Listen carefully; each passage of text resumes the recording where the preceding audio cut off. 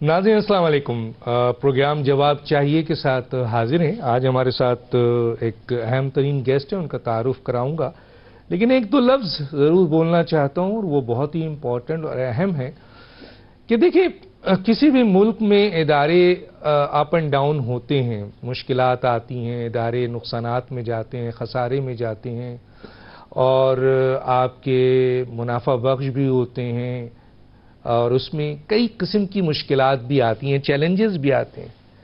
लेकिन देखें, एक बात तय है कि अगर इदारे का सरबरा दयानतदार हो, मुखलिस हो अपने काम से, अपने मुल्क से, अपने इदारे से, मेहनत और स्ट्रगल के साथ काम कर रहा हो, तो वो इदारा जो कल तक खसारे में था वो मुनाफे में हो जाता है।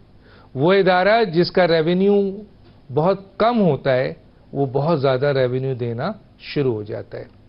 हालिया एक ज़रूरी तरक्की बैंक का जिक्र ज़रूर करूँगा, वो भी जो उनके हेड आए तो उससे काफ़ी बेहतरी आ गई है।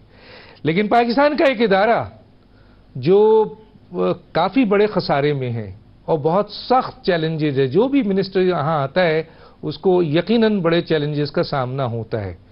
लेकिन बहुत जल्द एक मिनिस्टर ने 78 साल की तारीख का सबसे ज़्यादा रेवेन्यू जनरेट किया है, जहां तक मेरी इत्तलात है। कहते हैं 93 अरब का टारगेट है, आगे भी है लेकिन बहुत कम अरसे में। हमारे साथ मेहमान हैं मोहम्मद हनीफ अब्बासी, वफाकी वजीर रेलवे, सीनियर रहनुमा मुस्लिम लीग नून। मेरी आवाज़ आ रही है सर? जी डॉक्टर साहब, आपकी आवाज़ बड़ी खूबसूरत आ रही है जी। अच्छा सर, ये बताइए ये क्या किया सर आपने, जो ये 78 साल का रिकॉर्ड तोड़ दिया आपने रेवेन्यू में सर, जबकि पिछले साल मैं देख रहा था पूरा एक उसमें तकरीबन कोई 88 अरब था, लेकिन आपने तो रिकॉर्ड तोड़ दिया, 93-95 तक पहुंच गए जी। मैं आपको गुजारिश करूं डॉक्टर साहब, ये अल्लाह ताला का ख़ास करम हुआ है कि पाकिस्तान की 77 साल तारीख में 95 बिलियन हमने अर्न किया इस साल। और अब इंशाअल्लाह ताला अल्लाह ताला के फजल कसम विद द ब्लेसिंग ऑफ अल्लाह, इंसान कुछ भी नहीं है, मुँह से अल्फाज निकालते हुए मैं 100 मरतबा सोच रहा हूँ कि इंशाअल्लाह 110 अरब रुपए का हमारा 110 का हमारा बिलियन का हमारा टारगेट है और अल्लाह ने चाहा तो ये भी हम पूरा करेंगे। चीज़ों को हमने तकरीबन 4 महीनों में जहाँ ले जा कर खड़ा किया जी, वो यकीन माने कि मैं इस काबिल नहीं था, लेकिन वज़ीर आज़म साहब का एक विज़न है जिसको मैं इम्प्लीमेंट करने जा रहा हूँ। और मैंने ये काम पाकिस्तान रेलवे के जितने मेरे काबिल अफसरान हैं और मेरा जो मज़दूर है उनको मालूम हो गया होगा कि मैंने ना कोई इन्फॉर्मर रखा हुआ है, ना कोई एडवाइज़र रखा हुआ है। मुझे अल्लाह ताला का ख़ास करम है मेरे पे, और मेरे एडवाइज़र जो है मेरे वज़ीर आज़म है। मैं आप यकीन माने कि मैं ये क्रेडिट सारे का सारा ख़ुद नहीं लेना चाहता, इसलिए कि ख़ुद तो मैंने काम हाथों से नहीं किया, जिन्होंने काम किया क्रेडिट उनको जाता है। लेकिन चंद अगर मैं आपको पाकिस्तान रेलवे के अंदर इनकलाबी इक़दामात का जिक्र करूं, जिसको मेरे प्राइम मिनिस्टर ने लाहौर रेलवे स्टेशन पे भी एक्नॉलेज किया, और फिर डॉक्टर साहब उन्होंने कैबिनेट के अंदर भी, शायद आपको वीडियो पहुंची हो, जो 5 मिनट तक पाकिस्तान रेलवे पे और मेरे पे उन्होंने बात की है। मैं गुजारिश ये करना चाहता हूँ कि सब जी कुछ कहना चाहते हैं डॉक्टर साहब? नहीं, मैं सुन रहा हूँ सर, हम तन गोश हूँ और बिल्कुल सुन रहा हूँ सर। आप बड़ी मेहरबानी, बड़ी मेहरबानी डॉक्टर साहब, मुझे बताने के लिए इंशाल्लाह ना कोई कॉपी खोलनी पड़ेगी, ना कोई मोबाइल खोलना पड़ेगा। मैं आपको चंद वो बातें बताऊंगा जो आप उसको काउंटर चेक भी कर सकेंगे। एक तो आपको ये पता होना चाहिए कि मैंने पिछले तकरीबन 20 साल में, जब मैं प्राइम मिनिस्टर मौजूदा और साबका चीफ मिनिस्टर शहबाज शरीफ साहब के साथ काम किया, फिर प्राइम मिनिस्टर की हैसियत से काम किया। अब यहाँ पे उन कामों का जिक्र ज़रूरी नहीं है, लेकिन सिर्फ इसलिए ज़रूरी है, मतलब जैसे मैं CDA की स्टीयरिंग कमेटी ऑन डेवलपमेंट में मैं 16 महीने चेयरमैन रहा, मैं पंजाब स्पोर्ट्स बोर्ड का मैं चेयरमैन रहा, मैं मेट्रो का चेयरमैन रहा, मैं बहुत सारे ब्रिजेस, स्कूल, कॉलेजेस, हॉस्पिटल्स, मैं उन सारों को उनकी स्टीयरिंग कमेटी का चेयरमैन रहा और उनको मैंने एग्जीक्यूट किया, कोई मैंने अधूरा प्रोजेक्ट नहीं छोड़ा। उसी तजर्बे की बुनियाद के ऊपर वज़ीर आज़म पाकिस्तान ने ये असाइनमेंट मुझे दी। मैं इस वक्त पाकिस्तान रेलवे को मुकम्मल डिजिटाइज करने जा रहा हूँ, जो तकरीबन हो चुका है। लेकिन अगर मैं कहूँ कि मैं फुली आपको कह दूँ कि आज की डेट में, तो मैं आपको आखिरी डेट जो दूंगा 30 अगस्त, लेकिन अभी तक मैं डिजिटाइजेशन में क्या कर चुका हूँ वो मैं आपसे करता जाऊँगा। फिर नेक्स्ट बताऊँगा कि क्या करने जा रहा हूँ। फिर नेक्स्ट 3-4 चीज़ें बताऊँगा, फिर आपके क्वेश्चन होंगे, मैं उनका जवाब दूँगा। पहली बात यह है कि मेरी इस वक्त टिकट जो है, राब्ता ऐप जो है, वो अल्हम्दुलिल्लाह ईजीली 16 बैंकों के साथ, इजी पैसा के साथ, जैज़ के साथ, इन सब के साथ इंटीग्रेट हो गई है और ये पहले नहीं थी इस तरीके से, ठीक है जी। और अब मेरा डेली का रेवेन्यू भी राब्ता ऐप से 240 मिलियन तक पहुंच चुका है। इसके अलावा मैं 117, आपको पता होगा रेलवे का 117 मिलने का नाम ही नहीं लेता था, लेकिन इंशाल्लाह ताला अभी भी उसका दुरानिया ज़्यादा है। मैंने उसे कहा कि कम ज़्यादा से ज़्यादा 2.5 मिनट से ऊपर ना जाए, और पूरा उसी तरह जब बैंकिंग सिस्टम का आप इंक्वायरी करने जाते हैं उसी तरीके से यहाँ पर भी आपको मिलेगी। मैं अपनी अटेंडेंस को इंश्योर करने जा रहा हूँ, मैं अपनी इंस्पेक्शन को इंश्योर करने जा रहा हूँ through PITB Punjab information technology board के तहत। मैं अपने फ्रेट की जो ट्रेन्स हैं ये फर्स्ट कम फर्स्ट सर्व के तहत उसको सारा कंप्यूटराइज करने जा रहा हूँ। ना मेरी मर्जी से किसी को फ्रेट ट्रेन मिले, ना किसी और की मर्जी से, ना किसी ऑफिसर की मर्जी से, वो भी तकरीबन हम उसके नज़दीक पहुँच चुके हैं। इसके अलावा मैं आपसे ये 40 स्टेशन है मेरे पंजाब के जिनको मैं वाईफाई करने जा रहा हूँ पंजाब हुकूमत की कॉपरेशन से। ये है डिजिटाइजेशन के ऊपर अब तक की मेरी जो आप समझ लें कि परफॉर्मेंस है, जिस पे आधे पे अमल हो चुका है और आधा जो है इंशाल्लाह हम मैक्सिमम भी गए तो 25 अगस्त तक जाकर इसको मुकम्मल कर लेंगे। अब ये भी है कि देखिए मेरी ट्रेन की जो फ्रेट ट्रेन है उसमें मैं अभी आपके प्रोग्राम की वसातत से मेरे अफसरान भी सुन रहे होंगे, मेरा मजदूर भी सुन रहा होगा कि अब ये नहीं होगा डॉक्टर साहब कि 60 टन की अगर मेरी वैगन है तो उसमें 70 टन 75 टन या 80 टन डाल दिया जाए, या मेरी लगेज वैगन जो है वो 12 टन की है उसमें 20 टन डाल दिया जाए। अब ये नहीं होगा। इसके लिए मैं एक साइंटिफिक तरीका अपना चुका हूँ और जो भी इसमें पकड़ा जाएगा वो सस्पेंड नहीं होगा, वो जेल जाएगा। ठीक है सर, ये हो गया। इसके अलावा हम आउटसोर्सिंग के ऊपर डॉक्टर साहब चले गए हैं। आउटसोर्स हम 8 के 9 के करीब ट्रेन आउटसोर्स कर चुके हैं, 11 मजीद ट्रेनें आउटसोर्स करने जा रहे हैं, फ्रेट ट्रेनें आउटसोर्स करने जा रहे हैं, हमारे हॉस्पिटल्स स्कूल हम आउटसोर्स करने जा रहे हैं। हम इसके साथ साथ अगर आपने देखा होगा कि इस वक्त जो सफाई सुथराई है, क्लीननेस है, मैं चंद स्टेशंस का नाम लेता हूँ, बाकियों को भी इंशाल्लाह कराची, हैदराबाद, सक्खर भी होगा, लेकिन कराची इस वक्त साफ़ है। अभी भी फ़ोटोज़ मेरे पास आई हैं, लेकिन जो आउटसोर्स किए हैं वो खाने वाला है, मुल्तान है, पिंडी के 3 स्टेशन हैं, लाहौर के 3 स्टेशन हैं। ये स्टेशन तो इस वक्त इस तरह धुल रहे हैं जैसे आप यकीन माने कि आपको 24 घंटों में कहीं आपको डस्ट नज़र नहीं आएगा, इंक्लूडिंग पेशावर। आहिस्ता आहिस्ता करके बाकी स्टेशनों को भी हम सफाई सुथराई आउटसोर्स करेंगे। और इसी तरीके से डॉक्टर साहब जो हमारा रॉयल पाम बहुत बड़ा एक क्लब था उसका भी ऐड हमने दे दिया है, स्लीपर फैक्ट्रीज का हमने ऐड दे दिया है। ये वो इनकलाबी इक़दामात हैं जो पाकिस्तान की रेलवे की तारीख में कभी नहीं हुआ था। आपने स्टेशन की अपग्रेडेशन देखी होगी लाहौर में जो वज़ीर आज़म पाकिस्तान ने की है। एस्केलेटर पाकिस्तान की 77 साल तारीख में पहली दफ़ा एस्केलेटर लगा है। CIP लॉन्च, फैमिली हॉल्स और आम कॉमन वेटिंग एरिया। अब इसके बाद हम जो सेकंड प्रायोरिटी है वो कराची, सक्खर और हैदराबाद, इन स्टेशंस को भी हम विद इन 60 डेज, मैं ज़रा अल्फाज जो कह रहा हूँ इसको ज़रा नोट कर लें, विद इन 60 डेज हम उसी तरीके से करने। फिर एक और चीज़, हमारी गाड़ियों में अभी भी मच्छर भी है और खटमल भी है। अच्छा, ये मच्छर और खटमल कैसे ख़त्म करने जा रहे हैं, ये सफाई हम साइंटिफिक तरीके से कैसे करने जा रहे हैं। हमने रावलपिंडी वेस्ट मैनेजमेंट कंपनी से हमारा एग्रीमेंट हो गया, उस पर काम शुरू हो गया। अब ट्रेन 3 घंटे की बजाय 1.5 घंटे में धुलेगी। जदीद लेटेस्ट जो इक्विपमेंट होगा उसके साथ और फुमिगेशन के साथ हर ट्रेन की फुमिगेशन की जाएगी। और इसी तरीके से फिर दूसरी वॉशिंग लाइन जो है हमारी लाहौर और तीसरी कराची, तीनों पे हम यही सिस्टम लगाने जा रहे हैं। लगाने जा रहे हैं। आपने इनकलाबी जी सर बोलें। मैं सर गुजारिश ये करना चाह रहा हूँ डॉक्टर साहब कि अभी हमने बिजनेस ट्रेन को अपलिफ्ट किया है। इसमें हमने अपने बनाए हुए दो रैक थे, एक कराची से चला था सेम डे, एक लाहौर से PM ने उसकी इनॉग्रेशन की थी। 5 हमने जो 5 यानी 5 हमने बिल्कुल नए नए कोचेज़ हमने बिल्कुल नहीं, जो पाकिस्तान के अंदर कैरेज फैक्ट्री इस्लामाबाद में मेरे इंजीनियर्स ने, मेरे मजदूर ने इस्लामाबाद में तैयार किए, और बाकी जो 12 कोचेज़ थी रिफर्बिश की इसी कैरेज फैक्ट्री के अंदर इस्लामाबाद में तमाम मेरे मजदूर थे, तमाम मेरे इंजीनियर्स थे। अब हम सेकंड शालीमार करने जा रहे हैं, फिर कराक्रम करने जा रहे हैं।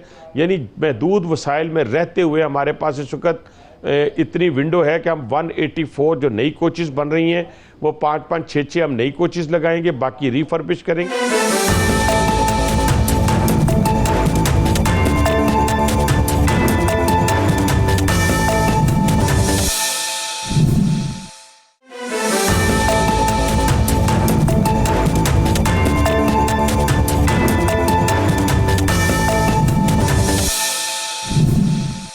अच्छा सर, बहुत ही इम्पोर्टेंट सवाल है, मैं चाहूँगा आपने बहुत तफसील से बताई, और हम चाहते थे कि जो काम आप करने जा रहे हैं इनकलाबी और कर लिया है वो आवाम तक पहुँचे।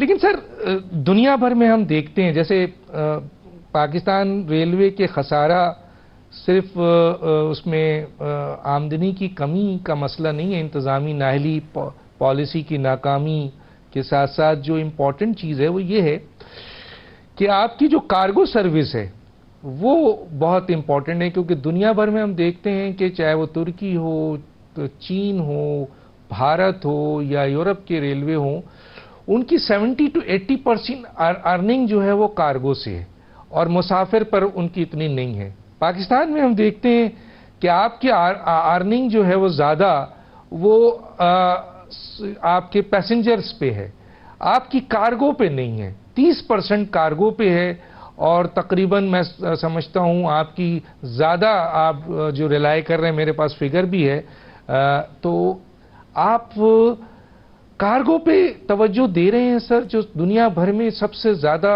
मेजर अर्निंग की जगह है सर। डॉक्टर साहब वही मैंने अर्ज़ की थी कि फ्रेट ट्रेन कार्गो यानी उसका इस वक्त जो है हमने कमाया वहाँ से 33 और 67 हमने पैसेंजर से, बिल्कुल आपकी इन्फॉर्मेशन ठीक है। अब उसको टर्न अराउंड करने जा रहे हैं, और आप वाली बात को वैगन्स की हमारे पास कमी है। अभी 884 जो नई वैगन्स हैं वो मैंने फ्लीट में शामिल की हैं, इसमें से 6 कुछ 70 हो गई हैं, बाकी 31 दिसंबर तक शामिल हो जाएंगी, तो 884 मेरी मुकम्मल हो जाएंगी। उससे हमें काफ़ी जिसे कहते हैं अर्निंग में इजाफा होगा। लेकिन इसके साथ साथ हमने जो ट्रैक एक्सेस दे दिया है कि अपनी वैगन्स लाएं, अपना लोकोमोटिव लाएं, और जो अपना लोकोमोटिव फौरी तौर पे नहीं ला सकता हम लोकोमोटिव किराए पे देंगे, रेंट पे देंगे, आप अपनी वैगन्स लाएं और हम उससे जो ट्रैक एक्सेस है वो उसकी पेमेंट ले लेंगे। तो इंशाल्लाह ये जो आपने बात की कि पूरी दुनिया में अंदर जो ट्रेन जो है वो पैसेंजर पे अपना सब्सिडाइज करती है और फ्रेट से कमाती है, हम उस तरफ चल पड़े हैं और अल्लाह ने चाहा तो उसमें हमें कामयाबी होगी जी। चलें, अब बहुत अच्छी बात कर दी सर। अब मुझे ये बताइए कि सर डिजिटलाइजेशन जो बहुत ही मेजर फैक्टर था उसको तो आपने बता दिया, अब मैं उस पर कोई सवाल नहीं करना चाहता, लेकिन दो बहुत अहम चीज़ें जो रेलवे में इस वक्त जो है खसारे की बुनियाद है, उसमें से एक करप्शन है सर, मेजर करप्शन, और दूसरा सियासी मुदाखलत।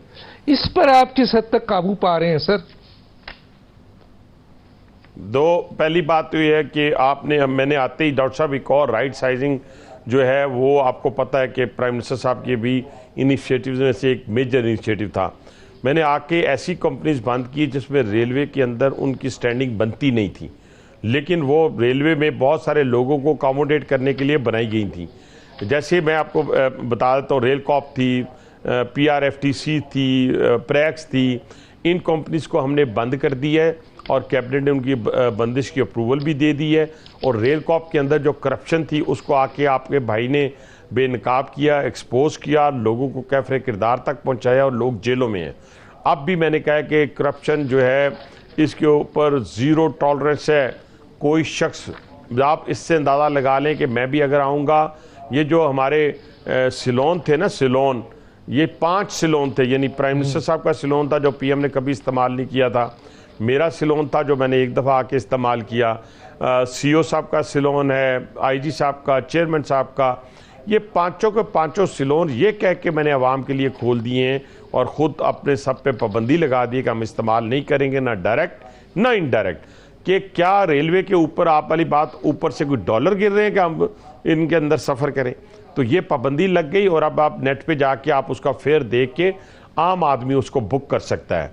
तो दूसरी बात ये, और फिर इसके ऊपर भी मैं आपको एक गुजारिश करूं कि अभी भी रेलवे के अंदर जो मैंने आपको पहली बात बताई कि वैगन्स जो ली जाती हैं या ली जाती थी, मैं अभी ये ज़ीरो नहीं कह रहा, अभी मुझे उम्मीद है कि फर्स्ट कम फर्स्ट सर्व वाला सिलसिला कंप्यूटराइज हमने कर दी है, लेकिन अभी भी आपके प्रोग्राम के ज़रिए कहता हूँ जहाँ भी ये आए चीज़ तो हमने अपना वो स्टिंग ऑपरेशन कहते हैं वो हम इंशाल्लाह करेंगे और लोगों को कैफरे किरदार तक। ये अब पाकिस्तान रेलवे में ना मिनिस्टर लेवल से तो ना ही नीचे किसी अफसर लेवल, मजदूर मेरा तो कभी करप्शन में इन्वॉल्व रहा ही नहीं सर, और ना मैं अपने मजदूर को कभी मुर्द इल्ज़ाम ठहराता हूँ। तो इसलिए ये करप्शन के ऊपर हमने अल्हम्दुलिल्लाह ये जो मैंने कहा है कि हम एक सिस्टम लगाने जा रहे हैं जो मेरी 60 टन की बोगी को इंश्योर करेगा, वैगन को इंश्योर करेगा, इसी तरह वो हमारी लगेज वैन को और हमारी जो ब्रेक वैन है उसको भी इंश्योर करेगा कि वो क्या उसके अंदर जो लोड था वो लोड उसके अंदर पड़ा है कि नहीं पड़ा, उससे ज़्यादा तो नहीं डाल दिया। तो ये सारी चीज़ें जो हैं ये शफाफियत की तरफ हमें लेके जा रही है, ट्रांसपेरेंसी की तरफ हमें लेके जा रही है। सियासी मदाखलत, कोई सियासी मदाखलत नहीं है, ना हम कोई बंदा इस वक्त भर्ती कर सकते हैं, मैं भी नहीं कर सकता, मेरा कोई अफसर नहीं कर सकता, ये कैबिनेट की तरफ से पाबंदी है।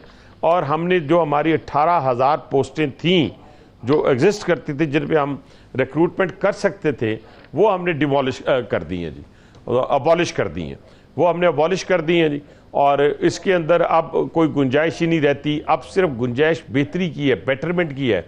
और मैं पाकिस्तान रेलवे को ये नहीं कहता कि हम को आसमानों तक इन 3-4 सालों में ले जाएंगे, लेकिन ये आप ज़रूर देख लें कि पैसेंजर फैसिलिटेशन के ऊपर जो मैंने काम किया, क्वालिटी फूड, इसके ऊपर कोई कंप्रोमाइज़ डॉक्टर साहब नहीं होगा। पहले एक और डॉक्टर साहब बड़ा प्यारा पॉइंट आपको पूरी अपने कौम को बताना चाहता हूँ कि आपके जो स्टॉल थे आपके स्टेशन के ऊपर और जो कैटरिंग थी आपकी ट्रेनों के अंदर, इनका कोई चेक नहीं था। सिर्फ रेलवे की अथॉरिटी ने यहाँ तक पाबंदी लगाई थी कि कोई रेलवे स्टेशन के अंदर ये जो हमारी फूड अथॉरिटीज़ बनी हुई हैं ये एंटर नहीं हो सकती।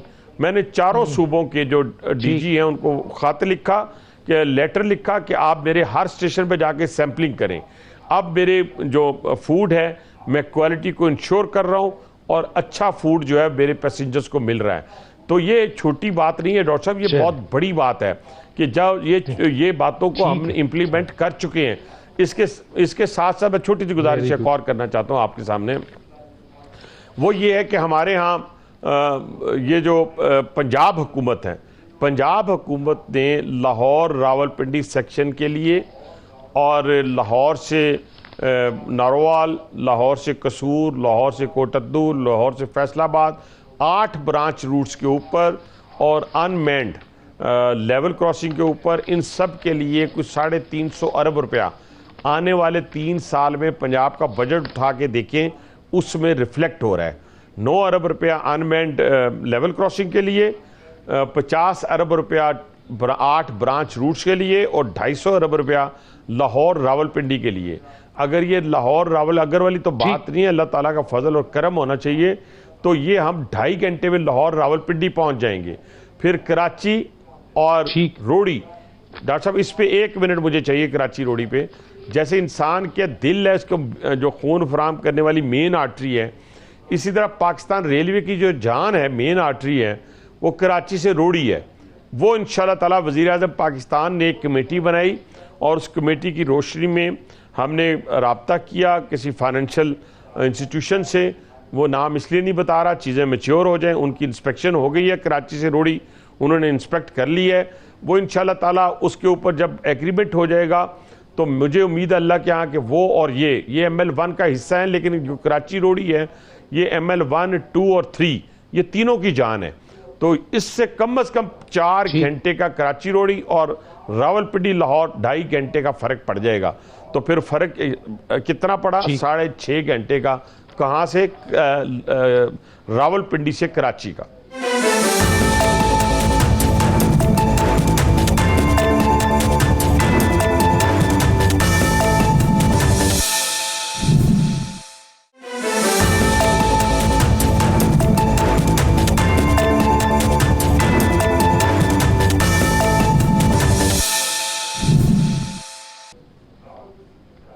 ठीक है। अच्छा सर, ये बताइए कि हम पूरा आपको मौका दे रहे हैं और आप बड़े तफसील से बता भी रहे हैं, जाहिर है हमारे पास टाइम भी महदूद होता है। एक आखिरी सवाल इस पे मैं करते हुए मैं जाऊंगा आपसे, कुछ पॉलिटिकल इश्यूज पे भी बात करता हूं। सर ये बताइए कि मैं ये देख रहा था कि जो सबसे ज्यादा खर्चा है, ठीक है ना, आमदनी से ज्यादा जो खर्च है वो ऑपरेटिंग अखराजात की आमदनी से कहीं ज्यादा खर्च है, यानी ऑपरेटिंग एक्सपेंसेस आपके बहुत ज्यादा हैं जितने आपकी रेवेन्यू जनरेशन है, जिसकी बुनियाद पर मैं मेरा सवाल है, देखिए ना, मैं जरा सर मेरा एक सवाल तो पूरा मुकम्मल होने दीजिए ना।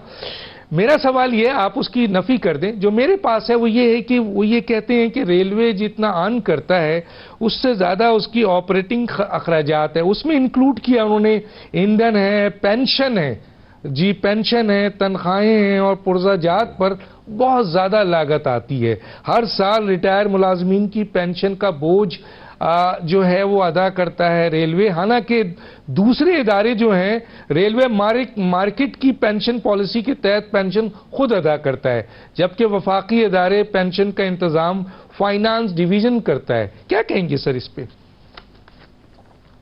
बिल्कुल ठीक इन्फॉर्मेशन है आपकी, मैं ये तो कह, बिल्कुल ठीक इन्फॉर्मेशन है। देखिए इस वक्त अगर हमारा आप जो 58 बिलियन जो है पेंशन्स का और 4 अरब रुपया सैलरी इंक्रीज़ का निकाल दें तो हम तो प्रॉफिट में है। पाकिस्तान रेलवे तो इस साल प्रॉफिट में चली गई है। यानी देखें ना, पहले रेलवे 100 रुपया कमाने के लिए 198 रुपये खर्च करता था किसी दौर में, फिर इससे कम करने खर्च करने शुरू कर दिए 150 रुपये 100 कमाने के लिए। अब तो हमने 100 कमाया है 93 रुपये खर्च करके। डॉक्टर साहब हम तो प्रॉफिट में चले गए। अगर हमारी वफाकी हुकूमत जो है पेंशन और हमारा सैलरी इंक्रीज उठा ले तो नेक्स्ट ईयर मैं आपको 20 अरब रुपया प्रॉफिट दे सकता हूं। और आपकी बात बिल्कुल ठीक है, लेकिन पेंशन अगर जब तक वफाकी हुकूमत नहीं उठाती तो फिर तो रेलवे नहीं देनी है ना। पेंशन को तो मैं बंद कर सकता, खुदा ना खास्ता, सैलरी इंक्रीज को भी नहीं इस महंगाई के दौर में ख़त्म किया जा सकता। लेकिन इंशाल्लाह ताला हमें उम्मीद है अल्लाह के यहाँ कि हम जिस डगर पे चल पड़े हैं, जिस इनकलाबी तब्दीलियों की तरफ जा रहे हैं डॉक्टर साहब, तो उसके नतीजे में हम इंशाल्लाह ताला चंद अरसे में, मैं ज़्यादा बात नहीं करता, अभी तो एक बहुत बड़ा एग्रीमेंट भी हमने किया, उसका भी जिक्र अगर आप कहते हैं, जो अफगानिस्तान में हमने जाके किया है, जिसमें उज़्बेकिस्तान के फॉरेन मिनिस्टर थे, अफगानिस्तान के फॉरेन मिनिस्टर थे, हमारे डिप्टी प्राइम मिनिस्टर और फॉरेन मिनिस्टर थे, मैं था, जो मैंने साइन किया एक एग्रीमेंट जो कोहाट से बाज़ार शरीफ और मज़ार शरीफ से फिर आगे ऑलरेडी एग्जिस्ट करती है उज़्बेकिस्तान की रेल ट्रैक जो है, तो वो भी $10 बिलियन का है और उसके लिए $5 मिलियन और $5 मिलियन उज़्बेकिस्तान ने रख दिए सिर्फ फिजिबिलिटी रिपोर्ट के लिए, जो 31 दिसंबर तक मुकम्मल करनी है। कोई लंबा चौड़ा उसका नहीं है। अगर वो थ्रू हो जाती है तो फिर तो आप देखिए ना कि हमारी ये रसाई यूरोप, सेंट्रल एशिया तक हो जाएगी। अभी रात मेरी जो काउंटर पार्ट थी, हमारी बहन ईरान से आई हुई, मेरा रात उनके साथ खाना भी था, उनके साथ मीटिंग भी थी। आप यकीन माने वो हमें कह रही थी कि हम 1.5 साल तक हमारा 95 किलोमीटर है ग्वादर तक, तो आगे आपका ग्वादर पोर्ट तक आपकी जो बाउंड्री शुरू होती है तो 45 किलोमीटर है। ये टोटल वो कह रही थी कि 140 किलोमीटर बनता है। तो इसके ऊपर भी अगर हम काम शुरू करें तो चाह बाहर से लेके आप थ्रू हो जाएंगे। तो हम इस सारे कामों के ऊपर अभी Islamabad, Tehran, Istanbul freight train के ऊपर भी हम काम कर रहे हैं। नेक्स्ट मंथ तुर्की और ईरान के लोग जो हैं ट्रांसपोर्ट जो उनके मिनिस्टर्स हैं वो पाकिस्तान आ रहे हैं और इसी ITI को दोबारा रिवाइव करने जा रहे हैं। ठीक है, हमें उम्मीद है पाकिस्तान की रेल है वो इंशाल्लाह जिस तरह 77-78 साल में 93-95 रेवेन्यू दे गई है, यकीनन आने वाले वक्त में जो आपने इनकलाबी इक़दाम किए हैं उसके समरात सामने आएंगे और रेलवे कामयाब और खसारे से ज़रूर निकल आएगा। और एक बहुत ही अहम रिक्वेस्ट कि दूसरे इदारे पेंशन जो है वो जब फाइनेंस डिवीज़न बर्दाश्त कर रहा है तो रेलवे का भी बर्दाश्त करे। उससे यकीनन आपने बताया कि जनाब अगर ऐसा हो जाए तो आप तो फिर खसारे के बजाय मुनाफा वाला इदारा दे के जाएंगे। चलें, अब मैं जरा सा चंद सवालात हैं सियासी तौर पर मैं उस पर पूछ लूं। सर ये बताइए कि मुल्क में इस वक्त हाइब्रिड निज़ाम है, जमहूरी निज़ाम तो है नहीं, तो और इस मौके पे अपोजिशन का ये कहना है कि आइन जो है वो उसकी इफादियत ख़त्म हो गई है, पार्लियामेंट की इफादियत ख़त्म हो गई है, 26वीं तरमीम से अदलिया की इफादियत ख़त्म हो गई है, एग्जीक्यूटिव ऊपर आ चुका है और मुकम्मल तौर पर जो है वो इस हाइब्रिड निज़ाम के ज़रिए तहरीक इंसाफ को, जो अपोजिशन की बड़ी जमात है, उसको दीवार से लगाया जा रहा है। आप इसको कैसे देखते हैं सर? पहले बात यह, मेरा तो इससे इत्तेफाक ही नहीं कि मुल्क के अंदर हाइब्रिड निज़ाम है, मैं तो इससे इत्तेफाक ही नहीं करता। ये उसी तरह की जमहूरी निज़ाम है जो पहले 2018 में बना था, जो 2013 में बना था, जो 2008 में बना था, उसी तरीके से मैं तो इसको मानता ही नहीं हूँ। जहाँ तक रहेगी कि जी तहरीक इंसाफ ये कहती है, तो तहरीक इंसाफ नेशनल असम्बली में भी बैठी हुई है, वो सूबे के अंदर एक वज़ीर आला भी उनका बैठा हुआ है, वो फिर सेनेट के अंदर भी मौजूद हैं, हर जगह तो वो मौजूद हैं। और फिर उसके बावजूद अगर वो ये कहती है तो मैं ना मानने वाली बात है। अब किसी के मानने या ना मानने से तो ये जमहूरी निज़ाम हाइब्रिड की तरफ जाके तो नहीं कन्वर्ट हो सकता। और जहाँ तक बात है कि अब धौंस धांधली के नतीजे में आप कहें कि जी मुझे ही माना जाए, तो वो अब नहीं माना जाएगा। वो सारे पापड़ तहरीक इंसाफ बेल चुकी है।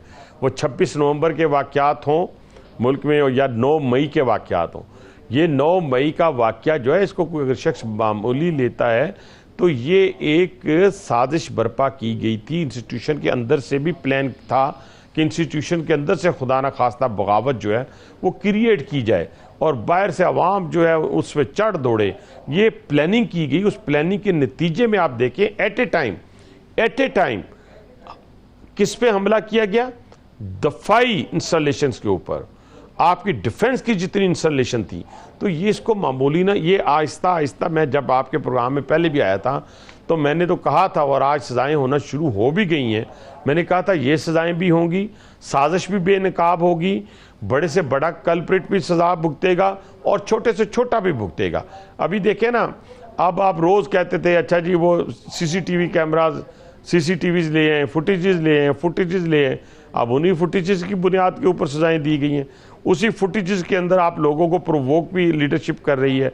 उसी फुटेजेस के अंदर आप आग भी लगा रहे हैं। उसी फुटेजेस के अंदर आप शोधा के मुजस्समों को भी तोड़ रहे हैं। उसी फुटेजेस के अंदर आप अपने प्राइड वाला जो जहाज़ है उसको भी आग लगा रहे हैं, उसको भी तोड़ रहे हैं। आप अपनी एजेंसीज के हेडक्वार्टर्स के अंदर दाखिल हो रहे हैं, कोर कमांडर हाउस के अंदर दाखिल होकर आग लगा रहे हैं। वो जो आज मजलूम बने बैठे हैं वो तो इनकलाब की नवीद सुना रहे थे कि वो देखे ना, एक बाप और एक बेटा, मैं नाम नहीं लूँगा, मुनासिब नहीं, एक सेनेटर हैं, तो वो बेटा उनको कह रहा है जी वो दाखिल हो गए, तो आगे से सेनेटर साहब कह रहे हैं माशाल्लाह बहुत अच्छा, देखे ना ये तो इनकलाब बर्पा हो गया है।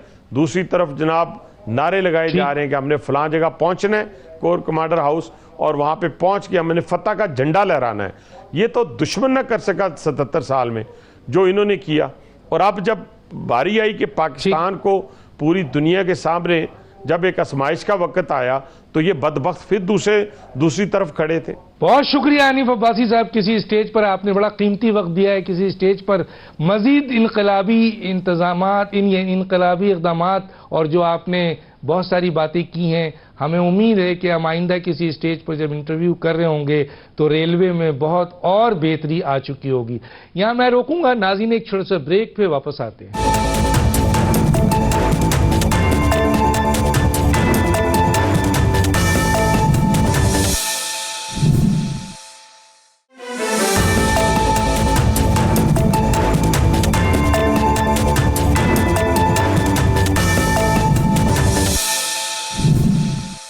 वेलकम बैक जी। हमारे दूसरे सेगमेंट में हमारे साथ जो मेहमान हैं अब्दुल्ला गुल साहब, चेयरमैन जवानाने पाकिस्तान, वो इस वक्त हमारे साथ हैं। ख़ास तौर पे इस वक्त जो ईरानी सदर का दौरा है पाकिस्तान, उस पर हम उनसे बात करना चाहते हैं। अच्छा अब्दुल्ला गुल साहब, इस वक्त आपकी गहरी नज़र है इस वक्त जो ईरान और पाकिस्तान के ताल्लुकात हैं। मैं बहुत डिटेल में तो नहीं जाऊँगा क्योंकि पास मेरे इस सेगमेंट में लिमिटेड टाइम है, कि माजी में हमने देखा है कि ईरान और पाकिस्तान के ताल्लुकात में उतार चढ़ाव रहा, कभी बहुत अच्छे रहे, कभी टेंशन भी रही। लेकिन हालिया इजराइल और ईरान की जो जंग थी उसमें जो पाकिस्तान का रोल था और उसको एडमिट किया आपके ईरान ने, और अब ये जो विजिट है सदर का, आप इसको इस खित्ते के हवाले से, क्योंकि ईरान हमारा पड़ोसी भी है और बहुत अहम मुल्क है, इस खित्ते के हवाले से और इस्लामी उम्मा के हवाले से, और मेन जो दहशतगर्दी इस वक्त है दोनों मुल्कों को फेस करनी पड़ रही है, खासतौर पर पाकिस्तान को, उसके हवाले से आप कैसे देखते हैं सर? बिस्मिल्लाहिर्रहमानिर्रहीम। डॉक्टर साहब, आपका बहुत बहुत शुक्रिया, आपने मुझे मदऊ किया। देखिए, बात यह है कि ईरान और पाकिस्तान के ताल्लुकात जो हैं उसमें नशेब फराज रहे, जैसे आपने फरमाया। लेकिन मेरे ख्याल है कि इजराइल के जंग के बाद जो सूरत हाल बनी और जो खित्ते के अंदर तब्दीलियां आई, ख़ास तौर पे दुनिया में एक नया वर्ल्ड ऑर्डर जो है वो लिखा जा रहा है। और उसके अंदर एक तरफ तो मशरिक़ वस्ता में ईरान का किरदार उभर के आया है, और दूसरी जानिब जो है वो पाकिस्तान का साउथ ईस्ट एशिया के अंदर किरदार जो है वो मज़ीद निखर कर सामने आया है। और अपने से बड़ी ताकतों को जो है जिस अंदाज में दोनों ममालिक ने डील किया, मेरा ख्याल है ये एक बहुत ही एक अचंभे की बात थी। और मगरबी जो डॉक्ट्रिन थी टूवर्ड्स दिस रीजन, वो बिल्कुल जो है वो चेंज होके रह गई, उनको हमें मजबूर कर दिया। और ख़ास तौर पे इसका क्रेडिट मैं फील्ड मार्शल आसिम मुनीर साहब को ज़रूर दूंगा, क्योंकि जब PDM-1 की हुकूमत थी, आपको याद है कि बॉर्डर एरिया के ऊपर जो है फिर हमने बॉर्डर जो है वो मार्केट्स जो है उनका इफ्तिताह किया। फिर हमने 105 मेगावाट बिजली का तुर्बत में मंसूबा ईरान का लगाया और ईरान से बिजली वहाँ हम ले रहे हैं। और इसी तरीके से जो हमने ये देखा कि सदर इब्राहिम रईसी जो थे वो भी पाकिस्तान आए और एक बाकायदा शाहराह का नाम जो है इस्लामाबाद में ईरान शाहराह के नाम से मंसूब किया गया। यानी कि एक अच्छे ट्रेंड्स जो थे वो हमने शुरू कर दिए थे। और फील्ड मार्शल साहब ने फिर उसके बाद जब ख़ास तौर पे मौजूदा सूरत हाल हुई, लेकिन उसमें एक और भी वाक़या हुआ जिसके अंदर ईरान की कोई गलतफहमी हुई और दोनों ममालिक जो है उन्होंने मिसाइल्स की बरसात एक दूसरे पे की। लेकिन मेरे ख़्याल में वो एक डरावना ख्वाब की तरह भुला दिया गया दोनों अतराफ़ की जानिब। और अब एक दफ़ा फिर जो है मसूद पज़ेश्कियान, जो कि ईरानी सदर है और एक बड़े टावरिंग फिगर हैं वहाँ, वो पाकिस्तान तशरीफ़ लाए हैं और तकरीबन $10 बिलियन से ज़ायद के जो हमारे तिजारती हुजम है उसको बढ़ाने की बात की जा रही है। इल्लीगल बॉर्डर ट्रेड जो है उसको ख़त्म करने के लिए एक मेरे ख्याल में जॉइंट एक्शन प्लान जो है वो तरतीब दे दिया गया है। तीसरी जानिब जो है जो हमारी जितनी भी इल्लीगल ट्रेड था उसको हम लीगलाइज करना चाह रहे हैं अल्हम्दुलिल्लाह। और उससे आप देखेंगे कि हमारी तिजारत का हुजम जो है वो बेहतर हो जाएगा। और मज़े की बात यह है कि ये जो तिजारत है ये बार्टर ट्रेड होगा, यानी कि माल के बदले में माल, ना कि डॉलर इसके अंदर इन्वॉल्व होगा, जिससे पाकिस्तान का डॉलर पाकिस्तान में रहेगा, जिससे डॉलर में इस्तेहकाम आ सकता है। तीसरी जानिब जो है, जो आपने टेररिज्म की बात की, देखिए बिल्कुल ये हकीकत है कि टेररिज्म के अंदर एक बहुत बड़ा किरदार, चाहे वो अफगानिस्तान की तरफ से था या जो है ईरान की जानिब से था, उसके अंदर जो है भारत कहीं ना कहीं आपको उसके फुटप्रिंट्स मिलते हैं।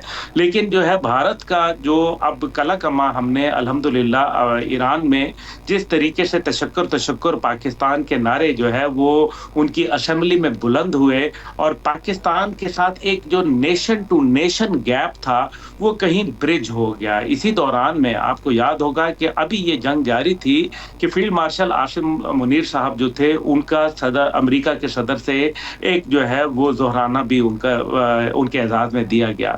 उसके बाद हालांकि लोगों ने बहुत सारे बातें की, लेकिन कमाल ये था कि पाकिस्तान ने अपना स्टांस बराबर रखा। हद ये है कि ईरान पर जब अमेरिका की जानिब से जो है हमला हुआ उनके न्यूक्लियर प्लांट्स के ऊपर, तो नतीजा ये निकला कि पाकिस्तान ने आर्टिकल 51 का जो है वो हवाला दे के कहा, यूनाइटेड नेशन के आर्टिकल 51 का, जिसके तहत जो है ईरान अपने दिफा के लिए मुदाफियत कर सकता है। ये बहुत बड़ी बात थी कि एक तरफ आप अभी ट्रंप साहब का खाना खा के आए हैं और दूसरी जानिब जो है आप ये बात कर रहे हैं। तो मेरे ख्याल है ये ईरान को अपनी बहुत सारी मिस्टेक्स की रियलाइजेशन हुई और आज उनको ये एहसास हो चुका कि जो कर्नल रैल्फ पीटर का एक नक्शा था ब्लड बॉर्डर्स के नाम से 2006 में जो उन्होंने अमेरिकी डिफेंस जर्नल के अंदर भेजा था, वो जो था उसके अंदर एक आज़ाद बलूचिस्तान, जिसके अंदर सीस्तान का इलाका जो ईरान का है, पाकिस्तान का बलूचिस्तान और कुछ इलाका जो है अफ़गानिस्तान का शामिल करके एक आज़ाद रियासत जो है वो दिखाई गई थी, उसका खाका पेश किया गया था। इसके ऊपर ईरान को भी समझ आ गई और मेरे ख्याल में दोनों ममालिक के जो स्ट्रेटेजिक और इंटेलिजेंस कोऑपरेशन है उसमें इजाफा हो रहा है।